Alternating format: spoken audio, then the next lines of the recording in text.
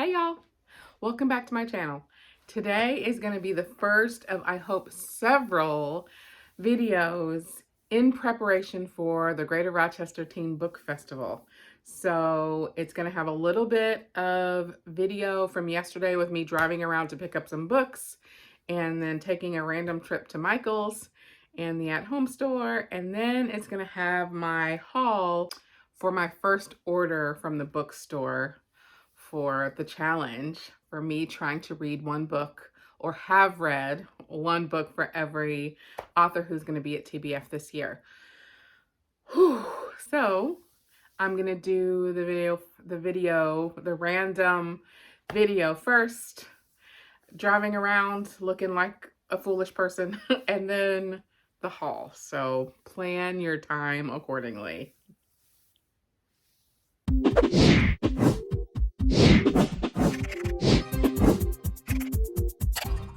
Hey y'all, it is Saturday, I believe the 20th or the 21st, and I had planned to go to the at-home store because I saw somebody on a Facebook group that I'm in talk about some gnomes that they found there. One of them is a teacher who's sitting on a stack of books.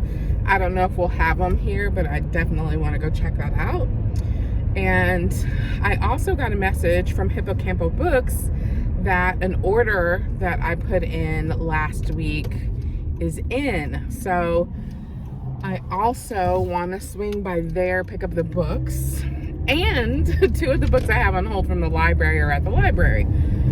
So the book push right now for me is in preparation for the Rochester Teen Book Festival, which is in May. So you've probably heard me talk about this a lot, and you will hear me talk about it more over the next 2 months because it's May 15th, and there are 33 authors who are coming and one audiobook narrator. So one of the things that I try and do every year is to read at least one book by each of the people who are coming. And I have read, I think, something by 8 of them already, maybe only 6. So those are not the highest priority for this year. So I'm going to try and read something by whatever that math is for the rest of the people who are coming. I wonder if, I've never noticed before when I see people recording in their car while they're driving, if the movement of things outside the window is a little nauseous making. I don't know what to do about that, if there's a way to blur it out or something. If there is, I don't know it. So the first stop for our adventures today is the library. So the library in my town, I live in a small town outside of Rochester, and the whole library district has a lot of library locations. So this one is called Ogden Farmers Library, and it's the one I go to the most because it's closest to my house. And actually, it looks like, based on how long I've been recording, it's about 4 minutes if I have to stop at a light. So I'm gonna go there first. There are 2 books, one of which is on my RocTBF list and one of which was a separate order. So I'm trying to decide whether I should just return all of the library books that I have right now that are not part of the TBF challenge, because I don't know if I'm going to have time to read those plus the other ones. But the ones that I already have out are beefy, so there's that, and they're ones that I actually had to recheck out because I've had them for a long time and didn't get to them, probably because they're pretty beefy. So I have to think about that. I wonder if I can get through like 3 of those before the end of this month, because it's only the 20th, and then really hit the TBF challenge hard for April and May. I'm not sure.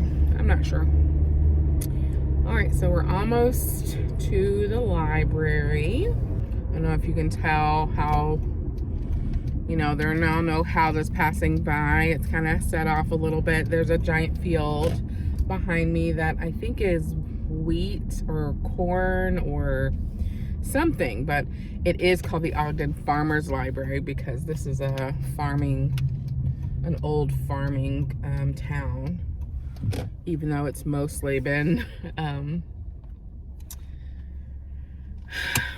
civilized, I don't know, domesticated. People live here now, but there's still lots of fields and stuff. All right, so going into the library, got my mask on.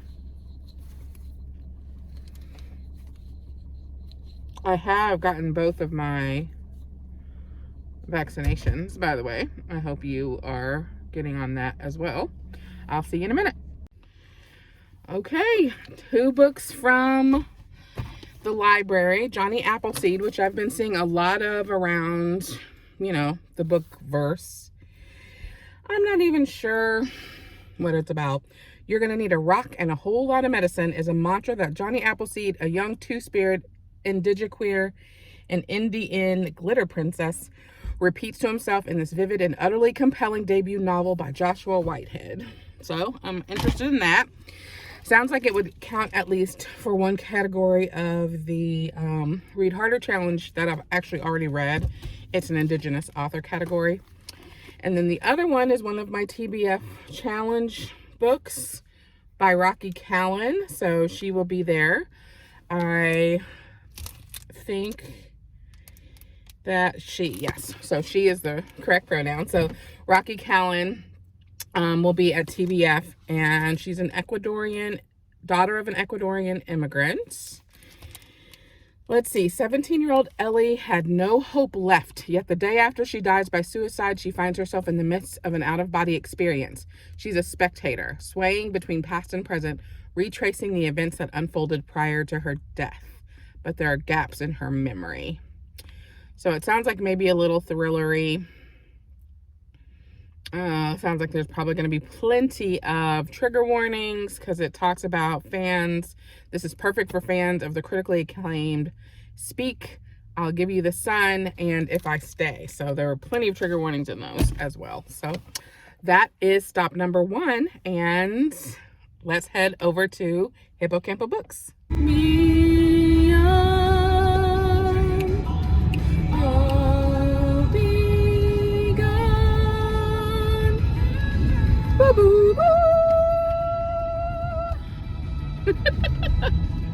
I have no idea what he's saying at that part.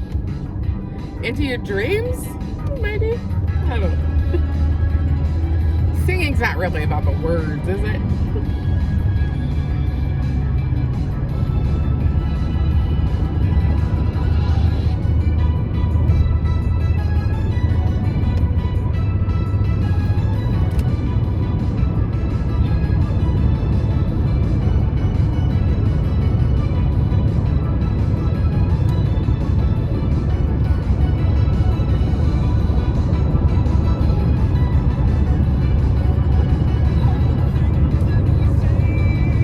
Had to get out of the car to make sure I'm allowed to park in this spot.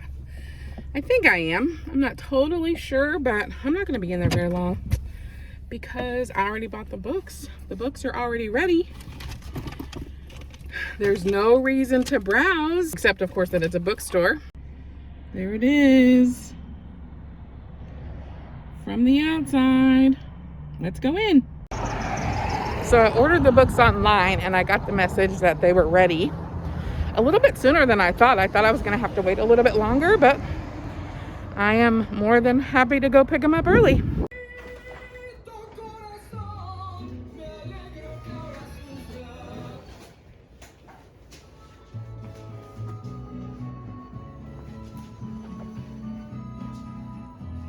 All right. Thank you. Nice out there, huh? Oh, it's lovely. Yeah. Yep.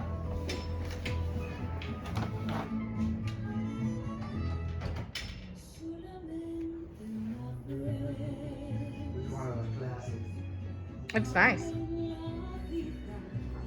So that was Hippocampo. I did not go that far into the store because I would really want to buy other things. And I've already gotten 1, 2, 3, 4, 5, 6 books this month. So not counting other bookstore purchases and the library. So, off to at home.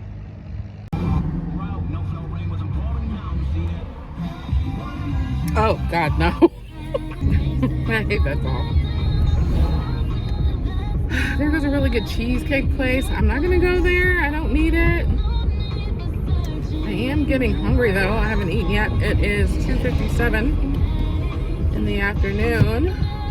I also wonder if I should stop by Michael's because I'm thinking of decorating one of those cigar boxes to be a tea box. And that would be cute if it had some little like legs on it and a lock kind of thing on it.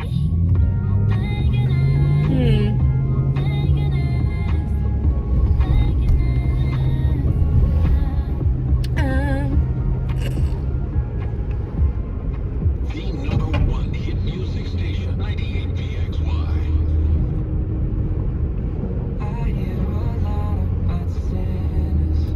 Jeez, why does everything suck? Here's the thing. Usually when I'm in the car, I am listening to an audiobook or I'm listening to a mix on my phone of Broadway cast albums that I really like and I sing along. But because I'm recording on my phone, I can't listen to that. So I'm trying to listen to the actual radio, and I gotta say, it's kind of terrible.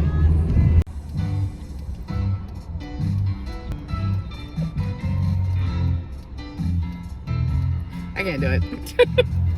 Okay, I did decide to stop at Michael's. So if there's anything good in there, I will show it to you.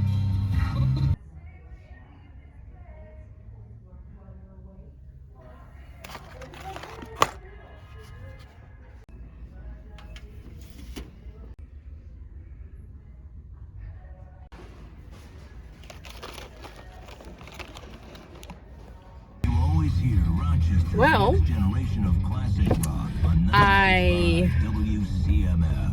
did not find what I was looking for. I did. However, buy a bunch of other stuff I did not go in there for, including Lexington carts, which most of you are probably pretty familiar with. They're pretty commonly used as the book carts by lots of bookish social media people. I already have one. Actually, I have the Gramercy cart, but this one I'm going to use for craft organization because my crafting stuff is really just everywhere. Or that's how I justified spending the money on something I did not need, nor was I looking for when I walked in there. So that's that. Of course, I didn't actually leave the house with a plan to go to Michael's in the first place. So in that way, it's totally fine. So I'm gonna go to the at-home store now to look for that gnome, to see if they have it. I'm gonna try not to buy anything else in there. And then I'm going to go through the Taco Bell drive-thru and go home. And then I have to read. I'm gonna try really hard to read. Not that I have to read, but I'm gonna try really hard to read The Lost Apothecary today. So if I see anything good in the at-home store, I'll show it to you. Otherwise, I'll see you later. Okay, y'all, I'm pretty sure I bought this tray, but I have no idea what I did with it after I left the store.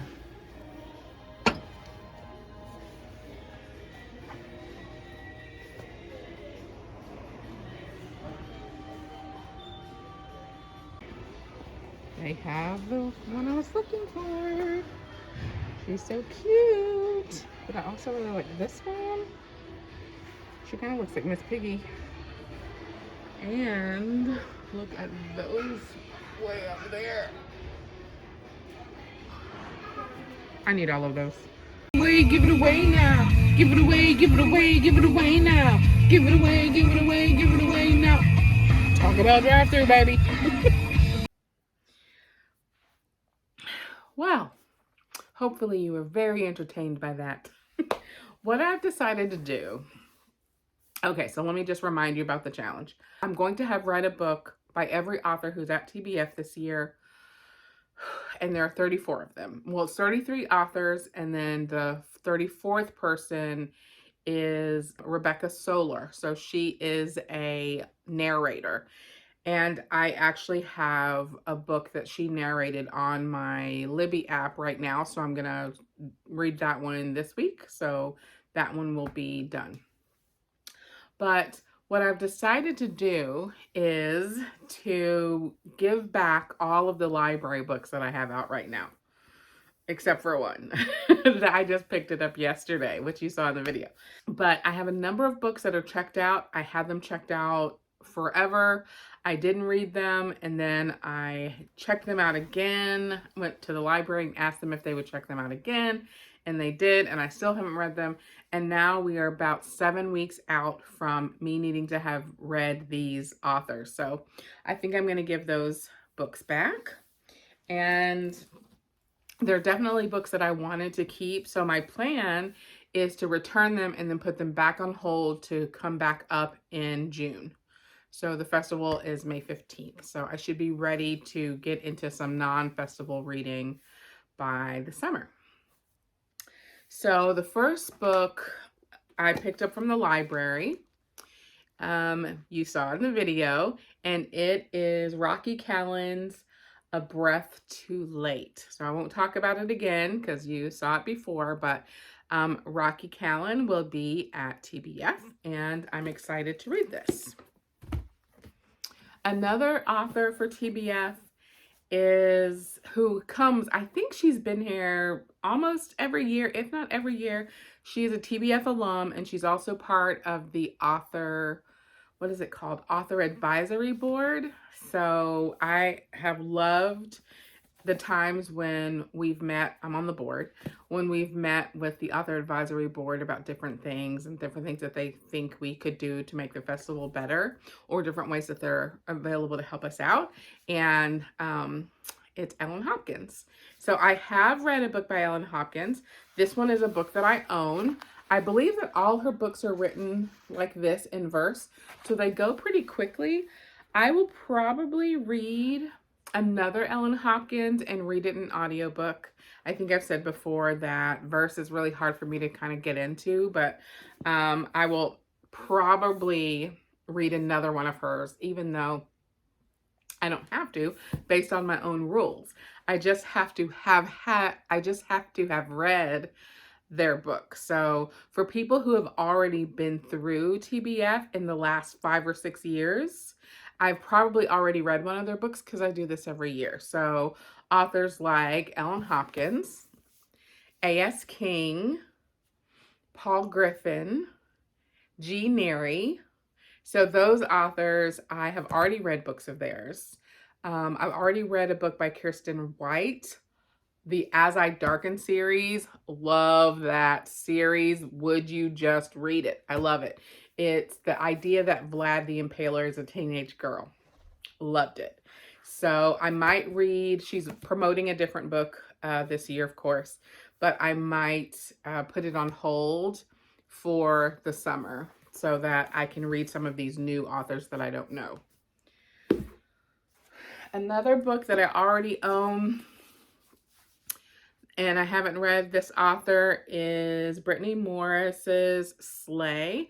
So look at that cover. It's beautiful. I bought it the day it came out and haven't read it yet. It's been on my TBR cart, and I have every intention of reading it before the festival. By day, 17-year-old Kiera Johnson is an honor student, a math tutor, and one of the only Black kids at Jefferson Academy. But at home, she joins hundreds of thousands of Black gamers who duel worldwide as Nubian personas in the secret multiplayer online role-playing card game Sleigh. No one knows Kiera is the game developer, not her friends, not her family, not even her boyfriend Malcolm, who believes video games are a distraction to keep the Black man from becoming great. But when a teen in Kansas City is murdered over a dispute in the Sleigh world, news of the game reaches mainstream media, and Sleigh is labeled a racist, exclusionist, violent hub for thugs and criminals. Even worse, Kiera faces potentially being sued for anti-white discrimination. and an anonymous troll infiltrates the game, threatening to harass all the players and take over. So, wow. I was excited about this forever ago when I bought it. I'm excited about it now. Okay, and then finish the crinkling. I checked out, no I didn't, I purchased from the official TBF bookseller, Hippocampo Books. So excited to be partnering with them this year. And they're going to open their official TBF bookstore in April online, and they're going to handle all the mailing and the book, the author, what are they called? The signature cards, the book plates that the authors are going to sign and all that. So Hippocampo is your place to support TBF for the official festival, but their online bookstore isn't open yet, but order from them anyways. But once their bookstore opens, then the part of the proceeds from those books will go back into the festival. So buy now, buy later, buy often. So look at this cover. Stop it. Okay, Wings of Ebony by JL. You've seen it everywhere, I'm sure. And JL will be at the Rochester Teen Book Festival this year. I'm going to check the bio for pronouns. She. Rue's family is her whole life. Her sister Tasha, moms, and the play aunties and cousins who live in East Row, the Houston neighborhood she calls home, are her world. But it is upended when the unthinkable happens. Moms is murdered and Rue is snatched away by a father who abandoned her at birth. A father who now insists she follow him to his home, Gizon, a secret country of gods who wield a powerful magic. In Gizon, Rue's existence is a crime. There's never been a half-god, half-human there, where leaders protect their magical power at all costs and thrive on human suffering. Miserable and desperate to see her sister on the anniversary of her mother's death, Rue breaks Gizon's most sacred law. She returns to Houston only to discover black kids are being forced into crime and violence, and Tasha is in danger of falling away to the very forces that claimed her mother's life. Okay, well, I really want to read this one. And I'm excited to have JL come to the festival.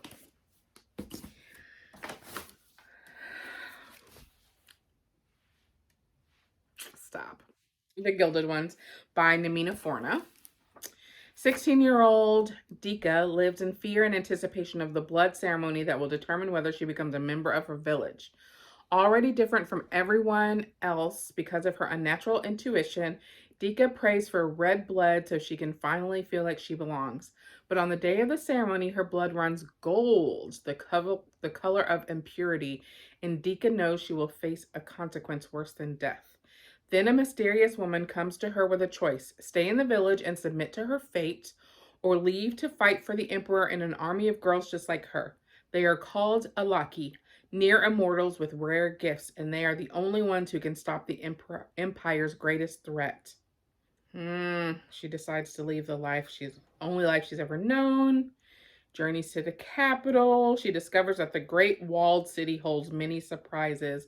Nothing and no one are quite what they seem to be, not even Dika herself. Look.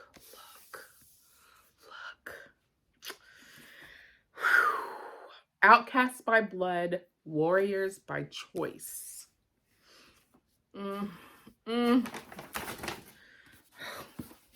I'm getting the goosey pimples. The next book, the next author is Rena Barron. And the first book is Kingdom of Souls. The second book, I don't remember, but it just recently came out. So this has been getting renewed interest by the book verses. A witch doctor's daughter with no magic of her own. A family torn apart by the curse of vengeance. a war of gods and monsters and all those caught in between them. Heir to 2 lines of powerful witch doctors, Ara has yet to show their gifts. So when the kingdom's children begin to vanish, she turns desperately to a forbidden ritual, trading away years of her own life for the power to find them. But her borrowed magic reveals a nightmarish betrayal, and now she must unravel her own mother's twisted ambitions before the fight costs more than she can afford. I don't know which one I'm going to read first. But that one feels like it's one that you're going to want to read, like you're going to want to start it over as soon as you get done, because you're like going to miss so many things because it's going to be so fantastical. That's how I'm feeling that one's going to be. This one I bought, it doesn't have anything to do with the festival, but I love the cover so much. I have not read book 3 of this series, and this is like, I think, an offshoot story, but look at the cover. I love it so much that I had to own it, even though I am not sure that I'm going to finish reading the series. I liked it fine, but I just really loved this when I saw a preview of it. Okay, Hannah Khan. It may be Hina Khan. So this author, there's not a bio. Oh, yes, there is. She's Pakistani American. She is the pronoun. Okay, so this is called More to the Story. And I believe that the more popular book by this author's name, the name of the book of the more popular book by this author is called Amina's Place. So let's see. This one is More to the Story. Jamila Mirza wants to be an award-winning journalist like her late grandfather and is thrilled to be selected as features editor of her school newspaper, a huge honor for a 7th grader. Unfortunately, the editor-in-chief keeps shooting down her article ideas. When she's assigned to write about the new boy in school who everyone is buzzing about because of his British accent, Jamila wonders how she'll make his story gripping enough to enter into a national media contest. Then Jamila, along with her 3 sisters, is devastated when her father accepts a job offer overseas that will take him away from their cozy Georgia home for 6 months. Missing him makes Jamila more determined to write an epic article, one that will make her dad extra proud. But when her younger sister's health declines, Jamila's world turns upside down, and as her eagerness for recognition and awards look like it might cost her a blossoming friendship, Jamila questions what matters most and whether she's cut out to be a star reporter after all. So, did they say 7th grade? Yep. So, middle grade. Love it. Love the colors. Love the colors of this book. This looks like maybe Jamila and her 3 sisters. Excited to read that one. Oh, yeah. Easy peasy. What I love about middle grade is the spacing.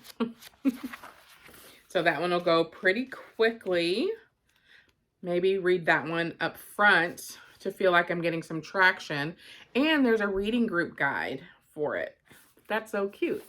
Okay. And then the last one I think for this challenge is another one that I think might be a bit of a quick read because, yep, graphic novel, love. Trung Lin Wen, The Magic Fish. Every cover is a winner today. I don't know. Let me see if we have any clues to the author. I believe he's male presenting. I believe they're male presenting, judging from the picture online, but I'm not totally sure. So I will just use they, them pronouns for the author. The Magic Fish by Trung Lin Wen. Real life isn't a fairy tale. In fairy tales, the prince falls in love with the princess. But Tien has a different story to tell. His parents are refugees struggling to learn English, and he doesn't know how to come out to them in Vietnamese. If he doesn't even have the right words, how can he ever know if his parents will accept him? The answer is in fairy tales, a language that Tien and his parents share. Tien learns from his favorite stories as he navigates the world with the help of friends, family, and fairy tales. Oh my gosh, y'all. That sounds so cute. I'm so excited about the books that I chose to start this challenge with. I hope that doesn't mean that I left all the boring stuff for later. I'm just kidding. Our program, I say our, about TBF. Our program coordinators and committee do such a great job every year of choosing authors. We have a teen advisory board who helps pick the authors that they want to invite to come. The publishers are so generous and so collaborative. So it really is. I have found some of my very, very, very favorite books and authors as part of this challenge every year. So I think everyone's probably heard me talk about Nina LaCour. Everything Leads to You is one of my very favorite books in the world. I Remember You by Kathleen Davitt Bell. So good. Paul Griffin's books rip my heart out. I love him so much. If I can find that picture of us, I will post it. So teen book festivals are amazing, and I'm really glad that we get to do this one this year, even if it's virtual. So that's it. 7 weeks gearing up to hit TBF hard. And I hope to see you guys there. It's actually a free event. You just sign up, registration is open, and then you'll get the link shortly before it starts, probably like a week or so, as we figure out, how many people are going to join us. And there's a whole day long of schedule of events. So the authors will have workshops and panel discussions. There will be vendors who are there that you can purchase things through, including the bookstore. There will be all kinds of things to do. Oh, workshops, writing, reading. Sometimes we had folks doing workshops for theater. So there's lots of things to do and see, and spend your time meeting new people who are interested in YA literature as much as I am. I think that's enough gushing. And you can see this is how I always talk about TBF, which is how I got involved with it in the first place. I was at an event for a different organization that I volunteered with, and the TBF board was there for something else. And they said, "Oh, we're with Rochester TBF." And I was like, "What?" And went totally stan all over them. And they were like, "Do you want to join the board?" And I was like, "Not if I can't attend the meetings, not if I can't go to the festival and be with an author, because that's why I go there." And they were like, "No, you can still do that." And I was like, "Okay, great." And now I'm the president. So I will catch you on the next one.